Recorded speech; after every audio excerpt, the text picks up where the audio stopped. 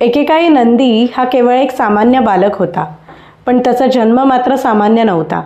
ऋषी शिलाद हे महान तपस्वी होते आणि त्यांनी दीर्घ तपश्चर्या करून भगवान शंकरांकडे एक अमरत्व लाभलेला पुत्र मागितला.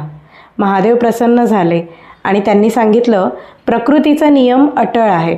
अमर शरीर मिळणार नाही, पण हा बालक माझा अनन्य भक्त ठरेल.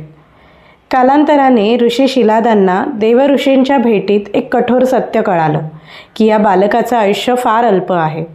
हे ऐकून शिलाद ऋषी व्याकुळ झाले, पण नंदी मात्र शांत होता. तो म्हणाला, पिता, शरीर हे नश्वर आहे, पण आत्मा शाश्वत आहे. तो थेट घनदाट अरण्यात गेला. एका शिवलिंगापुढे बसून त्याने अन्न, पाणी आणि निद्रा याचा त्याग केला. फक्त एकच जप, ओम नमः शिवाय. वर्षानुवर्ष तपश्चर्या सुरू राहिली.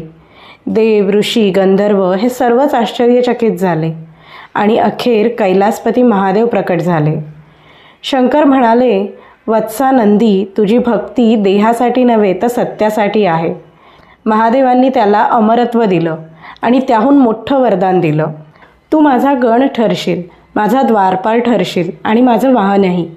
तेव्हापासून नंदी महादेवाच्या अगदी समोर बसतो, कारण भक्त देवाकडे पाठ करून बसत नाहीत. नंदीच्या या कथेचे उल्लेख विविध ग्रंथात आढळतात. शिवपुराण, लिंगपुराण, स्कंदपुराण, आगम व शैव परंपरा अशा अनेक ग्रंथांमध्ये. यातून नंदी आपल्याला हेच शिकवतो की जो देवाला संपूर्णपणे स्वतःला अर्पण करतो तोच शिवाच्या सर्वात जवळ बसतो.